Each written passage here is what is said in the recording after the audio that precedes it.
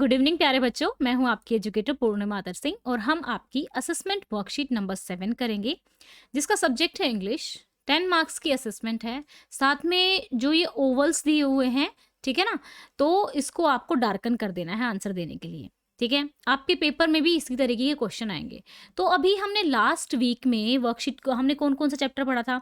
हमने lost child chapter पढ़ा था। फिर हमने पढ़ा था आप लोगों का जो एल्बर्ट वाला चैप्टर था, ठीक है। उसके बाद फिर हमने पढ़ा था आप लोगों का अब्दुल कलाम वाला, ठीक है। तो ये तीनों चैप्टर में से आपके क्वेश्चन दिए गए हैं। तो सेम इसी तरीके से मैं आप लोगों को कहती हूँ, क्वेश्चन आपके इसी तरीके से आने वाले हैं। क्यों? क्योंकि अ, आपको पूरा चैप्टर पढ़ना होगा। पहले क्या होता था कि चलो ठीक है, चैप्टर थोड़े क्वेश्चन जो होते थे डिस्क्रिप्टिव होते थे। डिस्क्रिप्टिव मतलब कुछ लाइनें लिखनी होती थी, क्वेश्चन दिया होता था 4-5 लाइनें, अगर हमें चैप्टर को थोड़ा सा भी कुछ आता है तो लिख दी तो मार्क्स मिल गए। इसमें से या तो मार्क्स आएगा या बिल्कुल ही नहीं आएगा। तो इसलिए आपको चैप्टर पढ़ने बहुत ज़रूरी हैं और इस मंथ में काफ़ी सारी छुट्टियाँ आने वाली हैं। तो उन छुट्टियों में हम टर्म 1 के सिलेबस को लाइन बाय लाइन एनसीईआरटी से करेंगे, कवर करेंगे, शॉर्ट नोट्स बना के कवर करेंगे। तो आप लोगों को बहुत अच्छे से अक्टूबर का महीना बहुत हम फेस्टिवल मंथ है, दशहरा भी आएगा इसमें एंड अब की बार तो करवा चौथ भी आएगा तो मज़े भी करते रहेंगे लेकिन साथ में बहुत अच्छे से पढ़ाई भी करेंगे। ठीक है बच्चा? तो चलिए आगे क्वेश्चन करते हैं।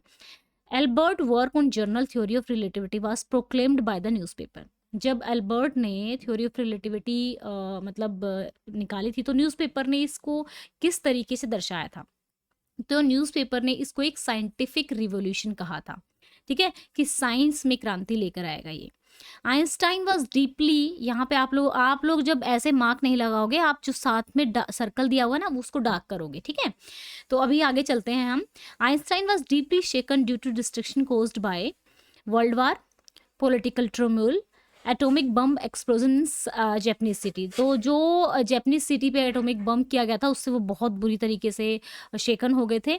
आफ्टर फिनिशिंग ग्रेजुएशन फिनिश करने के बाद एल्बर्ट ने एज अ, मतलब देखो कितने बड़े साइंटिस्ट हैं, उन्होंने एज अ टीचिंग एक्सपर्ट काम किया, मैकेनिकल इंजीनियर काम किया, स्पेस साइंटिस्ट काम किया या फिर टेक्निकल एक्सपर्ट की तरह काम किया। तो उन्होंने एज ए टेक्निकल एक्सपर्ट काम किया। ठीक है, अब चलते हैं। Einstein mother was bothered by the intelligence of Mileva. तो वो उनकी मदर कहती हैं कि भाई तुम भी इसी तरीके के से अपना किताबी कीड़ा टाइप हो और ये लड़की भी ऐसी हो जाएगी तो तुम्हारी बनेगी नहीं, तो तुम इससे शादी मत करो। और वो उससे प्यार करता था। तो फिर जो मिलेवा है, लेकिन उनकी शादी फिर कुछ साल चलती है और फिर टूट जाती है। तो उनकी मदर उनकी इंटेलिजेंसी से मतलब प्रॉब्लम थी उनको। At what point in the fair did the child lose his parents. ठीक है, अब मेले में बच्चा जब होता है सारे शॉप्स को देख रहा होता है, उसे पता होता है कि उसके पेरेंट्स उसको कुछ नहीं दिलाने वाले हैं, लेकिन कहता है ये भी लूंगा, ये भी लूंगा, ये भी लूंगा, ये भी लूंगा। लेकिन एक शॉप पे जब वो आके ये कहता है कि यहाँ तो मैं रुकूंगा और यहाँ तो मैं चीज़ लूंगा ही, तो वो कौन सी शॉप थी? At the sweet meat shop, at the balloon shop, at the round boat पे वो रुकता है और वहाँ पे कहता है अपने पेरेंट्स को, वो वहाँ पे खो देता है।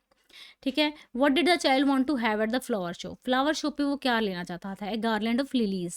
ठीक है, गार्लैंड क्या होता है? एक माला होती है। ठीक है, माला को बोलते हैं, फूलों की माला को। ठीक है, तो डी आंसर आ जाएगा इसका। How did the flowering mustard field look. फ्लावरली जो सरसों के खेत थे वो किस तरीके से, फ्लावर वाले वो किस तरीके के दिखाई दे रहे थे?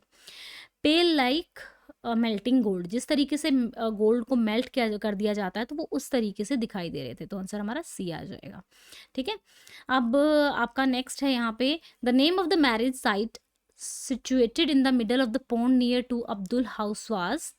जो नेम था मैरिज साइट का, जो कि मिडल ऑफ पोन्ड में थी अब्दुल के हाउस में, तो उसका क्या नाम था? उसका नाम था राम तीर्था। ठीक है, देखो यहाँ पे आप देख सकते हैं कि बिल्कुल क्वेश्चन चैप्टर के बीच बीच में से क्वेश्चन पूछे जा रहे हैं। तो अगर थोड़े सा भी मिस्टेक अगर आपको याद नहीं रहेगा तो बहुत दिक्कत हो जाएगी। तो प्लीज़ 2 बार तो एटलीस्ट एनसीईआरटी पढ़ लो। Abdul's father believed in, communal difference में तो नहीं बिलीव करते थे, सुपर नेचुरल पावर्स में भी बिलीव नहीं करते थे, कास्ट सिस्टम में भी बिलीव नहीं करते थे। तो एक ऑप्शन बचता है फ्रीडम ऑफ थॉट में। ठीक है। Who help Kalam in getting his first wage, उसका पहला तनख्वाह उनको उसके कज़न की हेल्प से मिली थी जब वो न्यूज़पेपर को उठाने के लिए जाया करते थे। ठीक है, तो ये हो गई आपकी असेसमेंट की वर्कशीट। आई होप सो अच्छे से समझ में आई होगी। तो यहाँ पे बच्चा मैं आप लोगों को एक बहुत इंपॉर्टेंट इन्फॉर्मेशन बताने वाली हूँ, ध्यान से सुनेंगे आप लोग। ठीक है, और ये जो इन्फॉर्मेशन है ना, लाइक काफ़ी ज़्यादा इम्पोर्टेंट इसलिए है कि अ, इसको एक तरीके से बहुत ही अच्छा ऑफ़र है ये, ठीक है?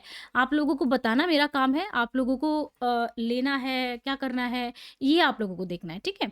तो चलिए, ये देखिए यहाँ पे जैसे कि जो बच्चे इंजीनियर बनना चाहते हैं या फिर एम्स जैसे कॉलेज में पढ़ना चाहते हैं, डॉक्टर बनना चाहते हैं, तो वो शुरू से ही अपनी इंजीनियरिंग की तैयारी 9th-10th क्लास से या फिर डॉक्टर बनने की तैयारी शुरू से ही स्टार्ट कर देते हैं, ठीक है?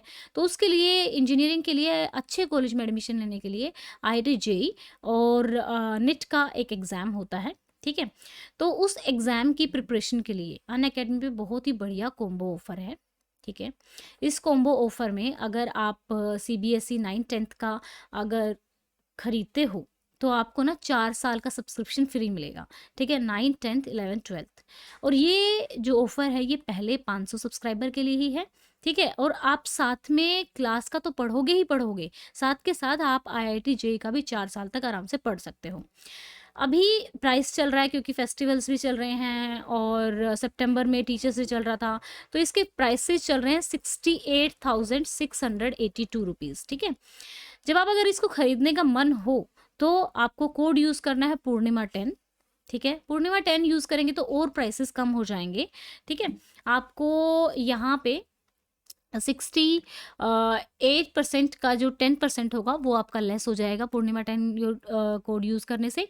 लिंक जो है आपका डिस्क्रिप्शन में दिया हुआ है, ठीक है?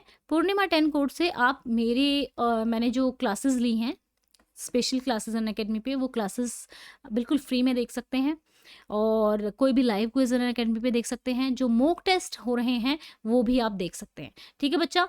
तो ये थी हमारी आज की assessment worksheet. I hope so आप लोगों को एक बात अभी तक समझ में आ चुकी होगी, वो ये कि भाई आपके टर्म 1 के एग्ज़ाम थोड़े से डिफ़िकल्ट इसलिए होने वाले हैं क्योंकि आपका अब की बार रिक्वायरमेंट ये है कि समरी की फॉर्म में नहीं आने वाले हैं क्वेश्चन, समरी पढ़ने से काम नहीं चलने वाला है।